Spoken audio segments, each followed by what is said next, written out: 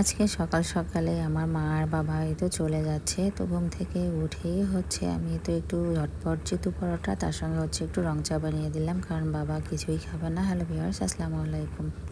কেমন আছেন আপনারা সবাই? তো যাওয়ার সময় আমার মা তার নাতি নাতনিদেরকে সালামি দিচ্ছিল। তো আমিও ওখানে ছিলাম, আমাকেও এই তো সালামি দিল। তাদের কাছে মনে হয় এখনো আমি ছোট আছি।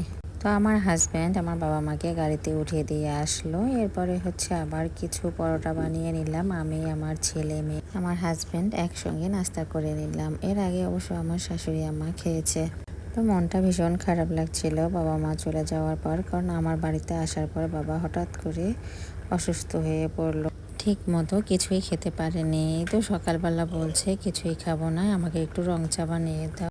আমি কিছুই খাবো না। তো আমি তো চেতু পরোটার সঙ্গে রং চা দিলাম, ওটাই জাস্ট খেয়ে গেল। ভাবলাম যে একটা ডিম সিদ্ধ করে দিই, কিন্তু উনি ডিমও খাবে না। আর এরপর যে মাসিক বাজারে ডালগুলো নিয়ে আসছিলাম, এই ডালগুলো সব আজকে গুছিয়ে ফেললাম। মুগের ডালটা একটু ভেজে ঠান্ডা করে বয়ামে রেখে দিলাম। আমার জ্যাঠাতো ননাস দারুণ একটা উদ্যোগ নিয়েছে আজকে। উনি কিছুদিন পরে ঢাকায় চলে যাবে। তো ঢাকায় আর এক ননাস থাকে, তো ওনার মেয়ে চীনে থাকে। তো আমার ওই ভাগ্নের কিন্তু অনেক পছন্দের কাঁঠালের তরকারি, তাই কাঁঠাল নিয়ে যেতে বলেছে গ্রাম থেকে কাঁঠাল পাকার আগেই। তাই সবাই মিলে এভাবে গাছ থেকে কাঁঠাল পেড়ে কিন্তু কেটে রেডি করে নিচ্ছিল।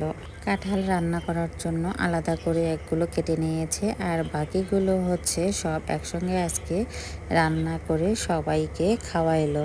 আর একটু কাঁঠাল সেদ্ধ বক্সে করে ভরে এই তো ঢাকায় নিয়ে যাবে আমার ওই ননাস এবং ওনার মেয়ের জন্য। তো মাশাল্লাহ প্রায় অনেক মানুষই কিন্তু খেয়েছে এই কাঁঠাল সেদ্ধ।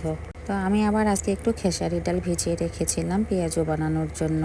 তো বিকালবেলা একটু ঘুম থেকে উঠে আবার নাস্তা রেডি করব। তাই এই তো ডালগুলো বেটে নিলাম পেঁয়াজু বানানোর জন্য। সন্ধ্যার দিকে সবাই মিলে পেঁয়াজও খেলাম, তার সঙ্গে কাঁঠাল সেদ্ধটা আমরা কিন্তু দুপুরবেলা খাইনি, কারণ দুপুরবেলা ভাত খেয়েছি, সন্ধ্যার দিকে খাবো এজন্য রেখে দিয়েছিলাম। তো ওগুলো আবার একটু গরম করে নিলাম, তার সঙ্গে আম কেটে নিলাম এবং আমাদের বাসার গরুর দুধ।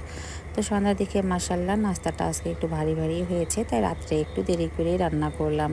তো রাতের জন্য আজকে একটু মিষ্টি কুমড়া শাক এনে রেখেছিলাম। মিষ্টি কুমড়া শাক দিয়ে তো হাঁসের ডিম রান্না করলাম, আমাদের বাসারই হাঁসের ডিম। তো এই ছোট্ট একটা রেসিপি অবশ্য দেয়া আছে রিলসে। আর ভিডিওটা যখন আমি ভয়েস দিচ্ছিলাম তখন কিন্তু অনেক রাত হয়েছে, আর আজকে ভিডিও দিতেও অনেক লেট হয়েছে। একেবারে ভালো লাগছিল না, প্রচণ্ড পরিমাণে ঘুম আসতেছিল, তাই ভয়েসটাও একটু অন্যরকম শোনা গেছে। আর ফ্যানেরও কিন্তু আওয়াজ ছিল অনেকটাই। ভয়েসটা একটু নিরিবিলি দিলেই কিন্তু ভালো হয়। তো যাই হোক, আজকে এইভাবে এলোমেলো ভয়েস দিলাম। আমার রান্নাটা আপনাদের কাছে কেমন লেগেছে জানাবেন।